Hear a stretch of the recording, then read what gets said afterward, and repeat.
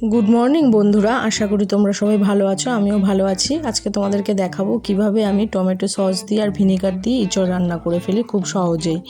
प्रथमे इचड़टा नुन हलुद जल निये केटे भिजिए राखबे, तारपर प्रेसार कुकारे एकटा सीटी दिए देबे। जेहेतु आमार इचड़टा कचि छिलो तोमादेर एकटु बुड़ो होले दु तीनटे सीटी देबे। दिए एकटा सीटी दिए सेई जलटा आमी एकटा झांझरिर मध्य करे निये जलटा एकदम पुरो झरिए देबो, कारण जलटा झरिए दिले आमार रान्नाटा खेते आरो भालो लागबे। जलटा भालो करे झरिए देওয়া হয়ে গেল। এবার একটা পাত্রের মধ্যে রেখে দেবো ঝরানোর জন্য। তারপর কড়াইয়ে একটু বেশি করে তেল দিয়ে নেবে, কারণ ইঁচড় রান্না করতে একটু তেল লাগে বেশি, তাহলে খেতে ভালো হয়। তারপর জিরা দিয়ে দিয়েছি, তেজপাতা দিয়ে দিয়েছি, তারপরে পেঁয়াজগুলো দিয়ে দিলাম। পেঁয়াজগুলো একটু ভালো করে নাড়াচাড়া করবে, নুন প্রথমেই দেবে না, প্রথমে ভালো করে নাড়াচাড়া করবে, লাল হওয়া পর্যন্ত অপেক্ষা করবে। তারপর দেখো আমি সব কিছু ওখানে গোটা রসুন দিয়ে দিয়েছি, যাতে এই গরমে খুব রিচ রান্না না হয়। তারপর লঙ্কাগুলো গোটা দিয়ে দিলাম, হলুদ দিয়ে দিলাম, তারপর তোমাদের স্বাদ মতো একটু নুন দিয়ে দেবে। নুন দিয়ে ভালো করে এবার পেঁয়াজ রসুন ওগুলো সব কিছু ভালো করে ভাজতে হবে, কারণ হচ্ছে আমি কোনো কিছু পেস্ট করে দিইনি, ভালো করে না ভাজলে ভালো হবে না। এরপরে আলুগুলো ডুমডুম করে কেটে রেখেছিলাম, এবার আলুগুলোও দিয়ে দিলাম, আলুগুলোকেও ভালো করে ভাজতে হবে।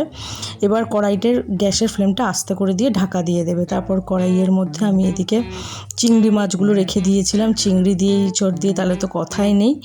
ইঁচড় চিংড়িগুলোকে ভালো করে ভেজে নেবে।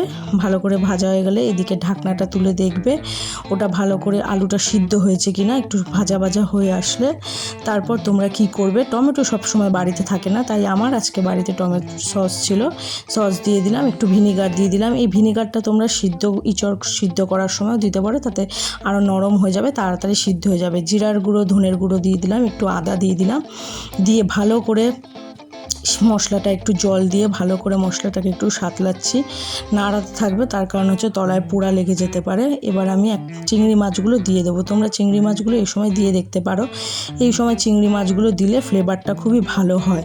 চিংড়ি মাছগুলো দিয়ে নাড়াচাড়া করার পরে আমি এবার ইঁচড় সিদ্ধ করে রাখা ইঁচড়টা দিয়ে দিলাম, দিয়ে ঢাকা দিয়ে দিলাম, কারণ তোমাদেরকে এই বারবার ঢাকতে হবে আর একটু নাড়াতে হবে, তাহলে জিনিসটা ভালো করে সিদ্ধ হবে, মজবেও। ইঁচড় তাকিয়ে তাকিয়ে থাকবে না। আমি ভালো করে ঢাকাটা তুলে এবার দেখলাম একটু আর একটু মজা বাকি, তাই আর একটু ঢাকা দিয়ে দিলাম। এবার আমি ঢাকনাটা খুলে দেখব যে ইঁচড়টা হয়ে এসছে কিনা। হ্যাঁ, দেখলাম ভালো করে আমারটা মজে এসছে, একটু খুন্তি দিয়ে কেটে দেখে নিলাম। এরপর আমি এর মধ্যে আমরা যেরকম খাই পরিমাণ মতো জল দিয়ে দিলাম, একটু আমাদের স্বাদ মতো পরিমাণ মতো নুন একটু লেগেছিল তাই নুন দিয়েছি, দিয়ে আবার আমি এর মধ্যে ঢাকনাটা দিয়ে দেবো, তাহলে আর একটু ভালো করে ইঁচড়টা মজে যাবে। এবার কিছুক্ষণ বাদে 2-4 মিনিট বাদে আমি ঘুরে এসে ঢাকনাটা খুলে দেখলাম যে হ্যাঁ, আমার ইঁচড়টা ভালো সিদ্ধ হয়ে গেছে। তারপরে আমার একটু ঝাল খাই তাই একটু লঙ্কার গুঁড়ো দিয়ে দিয়েছি, তোমরা যদি না খাও তাহলে স্কিপ করতে পারো। তারপর গোটা দারচিনি দিয়ে দিলাম, গুঁড়ো ছিল না আমার কাছে, তারপর একটু ঘি দিয়ে দিলাম। ব্যাস, দেখো তোমরা তৈরি এই গরমে কি সুন্দর ইঁচড় চিংড়ি। ভালো থেকো, লাইক করে দিও, টাটা।